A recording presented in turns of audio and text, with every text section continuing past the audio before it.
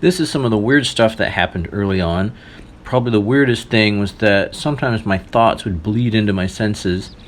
Like one time, as you see the sea anemones appearing in the grass here, there was a conversation about sea anemones, and then I started seeing essentially patterns of them in the bushes and trees.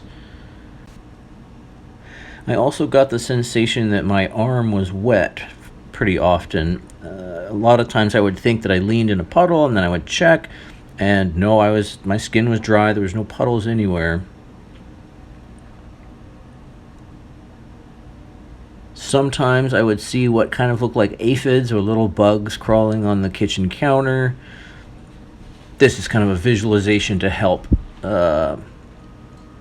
magnify that so it makes sense on screen. In this scene, I'm just making eggs in the kitchen, and it was really common to think that there was someone walking up behind me because I would either hear footsteps or I would feel kind of the vibration of footsteps through the floor. And I figured that there was no one there usually, but I still had to check because it was so realistic.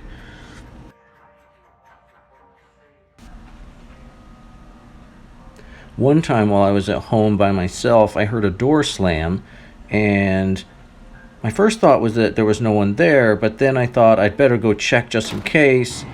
And so I was essentially creeping through the house with our dog Yuki, trying to decide if there was someone here or not.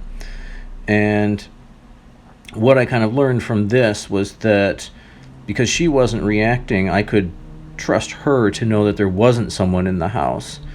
And so she sort of became my eyes and ears, so to speak, telling me where people were, if there was someone home or not. And this right here just shows I'm remembering that when a doorbell rings, she would bark. And because she's just sitting here like this, not doing anything, I can assume that there's no one home, even though my senses are playing tricks on me. This next scene is probably the weirdest thing that I've ever seen. Just looking out back at night one time, and all of a sudden these kind of red eyes just open up.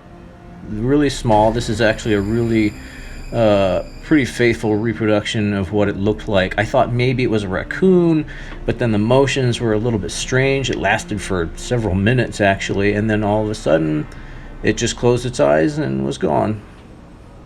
I wasn't completely sure if that was the eyes of an animal at night or if I was just seeing things. So this little slideshow is kind of representative of some of the sensory things that happened. I'll slow this down and go over the little bits and pieces, but it's essentially gives the right feeling having it at this speed. It's faster than a viewer could really catch. Here, for the last thing, I'll slow that down and go through what the individual parts mean. There was a cat that crossed my path, and then I smelled cat food everywhere. Smelling smoke and smoky leather was something that was really common in a lot of places. Our bird cage smelled like cinnamon to me. I was cooking food once, and it smelled and tasted like paint. Food sometimes smelled like fish. Flashbacks to the beach. I think sometimes things would smell musty, unexplainably. And the last bit is kind of just representative of the feelings that some of these things evoked. There was a sense of randomness as well as decay, in the sense that my senses were becoming less reliable.